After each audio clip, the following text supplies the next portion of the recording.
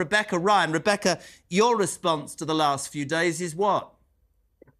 Well, it's never good to see somebody, being taken so severely ill that they're ended up in sort of a mental health setting. And nobody is happy about that. I think what everybody and our supporters as well would view this is that why has the BBC allowed this to happen? This is not the first time the BBC has been through a scandal like this. This has happened numerous times throughout the decades, and they should have a system in place. As Martin Bell said, why haven't they got a red flag system in place that the minute something like this lands on someone's desk, it gets escalated right up to the top brass? How could they not have known?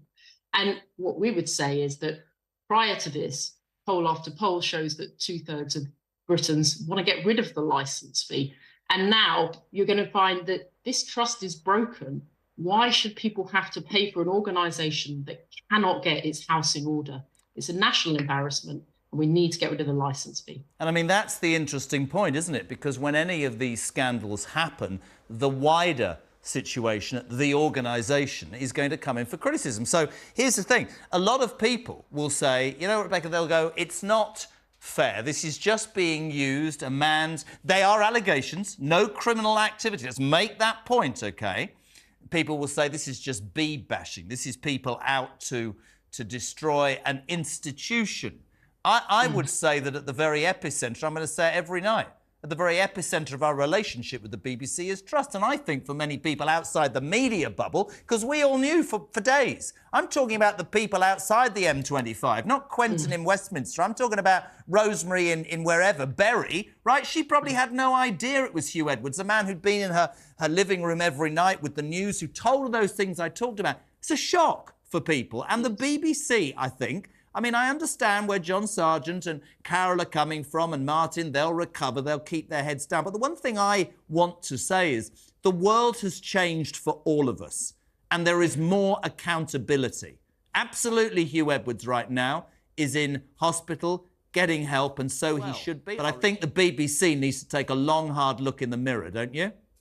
Absolutely. The British people, the licence fee payer, essentially is the BBC's employer.